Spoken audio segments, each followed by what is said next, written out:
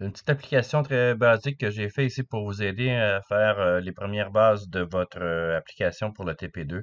Dans le cas de mettre une image en fond d'écran, puis d'organiser aussi votre mise en page. La chose qui est intéressante à voir là-dedans, bon, je vais la présenter, c'est bon, un compte à rebours pour un voyage qui arrive bientôt. Donc, c'était une idée comme ça pour pouvoir travailler un peu la mise en page. Donc, la mise en page, puis je vais vous montrer aussi comment utiliser pour faire un compte à rebours aussi à l'intérieur de votre application. Je l'ai mis cette application-là aussi sur le site du cours, donc via Léa, vous allez pouvoir la télécharger. J'ai mis le code source complètement, donc c'est une quarantaine, je pense que c'est 41 MB de données que vous pouvez télécharger. Et pour le faire, ben la première chose que je veux, bon, que je veux vous montrer là, c'est que j'ai mis une image en arrière-plan, ben c'est par les notions de ressources.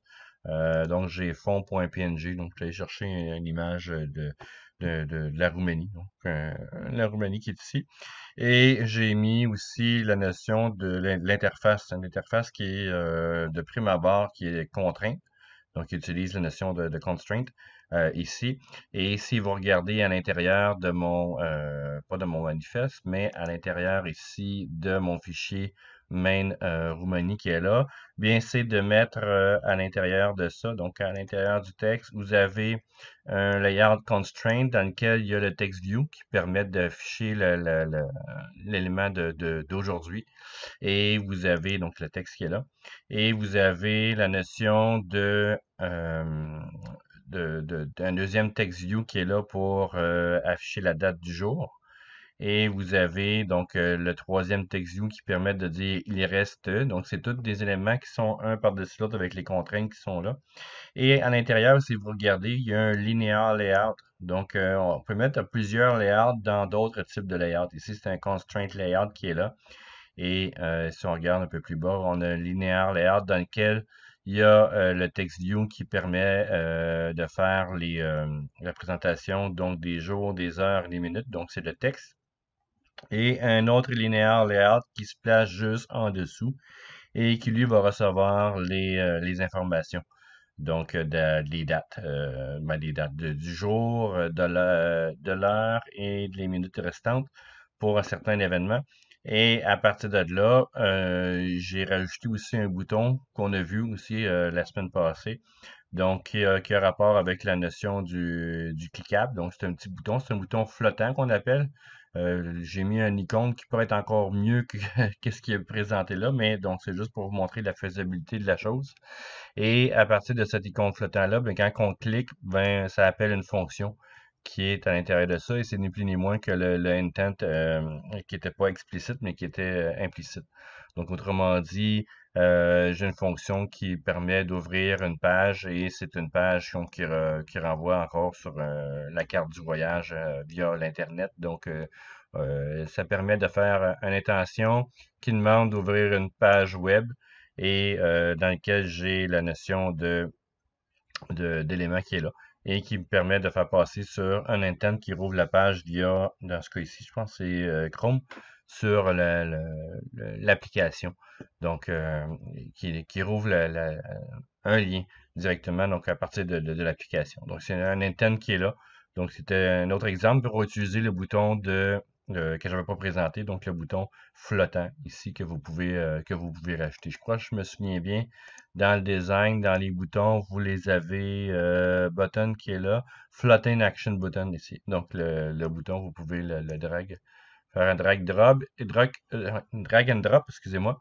Et donc avec ces éléments-là, vous avez les notions de couleurs que vous pouvez faire, aller chercher des icônes, des images, et ainsi de suite. Donc il y a beaucoup d'éléments que vous pouvez mettre à l'intérieur. Donc, c'est ici. Et l'icône, je vais me chercher une icône de carte. Bon, elle est petite, mais quand même. Faudrait que je l'ajuste, mais c'était pas le but. Là, c'est de mieux, c'est de faire montrer que les layouts ils peuvent s'imbriquer un dans l'autre pour pouvoir faire une mise en page qui a du bon sens. Donc, ça, c'est les notions que vous pouvez utiliser. C'est bon, j'ai mis un lien aussi pour le labo.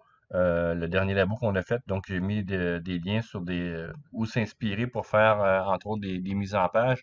Je me suis fortement inspiré de cet élément-là pour monter cette mise en page-là. Je n'ai pas dit que j'ai copié directement, mais assez fortement inspiré, en tout cas surtout pour ces deux éléments-là, de vous montrer là, que les layouts peuvent s'imbriquer un dans l'autre. Je peux mettre même un relative layout dans un constraint, puis après ça, mettre plusieurs linéaires layouts là, orientés. Ici, si vous regardez, c'est orienté de manière horizontale qui est là et à l'intérieur duquel j'ai différents éléments donc qui sont positionnés. Donc ça, c'est la notion pour la présentation de la mise en page ici, l'image de fond. Donc c'est pas très compliqué là, pour faire l'image de fond. Si je me souviens bien, c'est à l'intérieur du texte ici dans le constraint layout. Même je pense que j'ai été chercher, non c'est ça dans le background. Donc Android background ici, donc l'image de fond dans le Dravable. Donc c'est là que je l'avais mis. Et les notions pour la suite aussi, c'est la notion du countdown. Autrement dit, là, c'est le timer ou je crois dire le compte à rebours qui est là. Et ça va se faire directement à partir de... Bon, il y a plusieurs manières de le faire. Je sais que dans certains livres, ils vont vous montrer la manière de le faire avec un set timer ou d'autres éléments de ce style-là, d'une manière qui fonctionne très bien. Parce que le timer, je pense, des fois, il y a des éléments qui buggent un peu. Donc, la bonne manière pour le faire sans trop se casser la tête, ben, c'est d'aller chercher le... Bon, ici, pour la date du jour, ça a été fait avec le calendrier. Ça se fait une première fois, puis c'est tout. Donc, le calendrier, surtout que vous allez chercher une instance, ben, il va aller chercher le jour, le mois, l'année de cette instance-là, et c'est tout. Donc ici, dans le onCreate, vous avez le countdown start. Et à partir de là, c'est d'aller chercher un handler et un runnable. Donc un runnable, c'est une interface. Le handler ici, c'est une interface aussi, si je me souviens bien. Et à partir de là, le runnable ici permet d'implémenter une méthode run. Et à partir du handler, c'est lui qui va les faire le temps. Donc à partir il a besoin de passer le contexte et le temps ici, donc c'est en millisecondes. Donc, à chaque seconde, il va faire un élément. J'aurais pu le mettre ici à chaque 60 000 millisecondes, autrement dit à chaque 60 secondes, parce que j'ai pas les secondes qui s'affichent. Et un format, donc un objet qui sample that format, donc qui permet de faire un format de données. Et dans la date ici, ben, on demande de faire un parse, donc aller retrouver la date qui est là et la date d'aujourd'hui et de faire les calculs, donc combien de jours en divisant les jours, là, les heures par 24, par 60, ainsi de suite, donc pour aller chercher toutes les informations et de les mettre dans les bons éléments qui sont ici. Vous pourriez dire aussi à la fin, moi je l'ai mis en commentaire, donc je suis allé chercher aussi des bouts de code pour aller un peu plus vite là, pour la présentation de ça. Mais dans la notion ici, là, vous pouvez définir, si vous regardez le format, là, c'est une notion dans D ici, donc c'est en numérique. Et donc pourcentage ici 0,2D, là, donc vous allez chercher le format sur deux numériques et entier. Donc, qui va être là et vous formatez vos éléments de sortie de cette manière-là. C'est une manière de faire pour présenter. C'est assez commun dans plusieurs logiciels pour le formatage de ça. Je sais qu'en C, C++, entre autres, ça le fait. Python aussi. Donc, il y a différents éléments qui vont réutiliser cette notion-là. Évidemment, Java le fait. Et vous pourriez dire ici, bon, le texte, le second, je devais tester au début, mais je l'ai enlevé. Et la notion de si jamais l'élément devient, on dépasse l'événement, bien évidemment, on peut aller dire de tout mettre ça en caché. Donc, pour ici, ben, c'était juste une démo, il n'y avait pas rien de spécial à faire. Et une fois que ça c'est fait, bien évidemment, la notion du run ici va se faire à chaque fois que le handler va dépasser son milliseconde, son temps. Et une fois qu'il va le faire une première fois, bien évidemment, le handler, vous le renvoyez. Et là, vous pouvez dire ici le nombre de secondes. C'est mieux que de calculer fois 1000. Donc, on pourrait mettre, par exemple, 60 secondes ici. Bien, ça le calcule automatiquement. Donc, c'est juste la manière que c'est fait. Donc, une fois que ça c'est fait, ben évidemment, ça va se mettre à jour à chaque seconde. Donc, et ça va aller modifier l'affichage. Un autre élément aussi qui est important là-dedans, c'est que votre handler, même si votre affichage ne s'affiche pas, autrement dit, votre activité ne s'affiche pas, vous pourriez mettre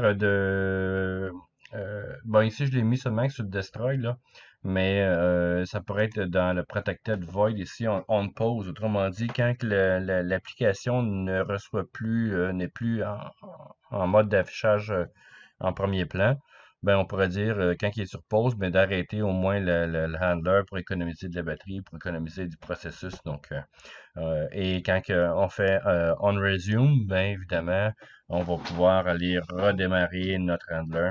Donc, de renvoyer le callback ici, le runable qui est là. Et bon, ici, je l'ai mis seulement sur le destroy, mais si on regarde, on pourrait le mettre ici directement, donc en protected.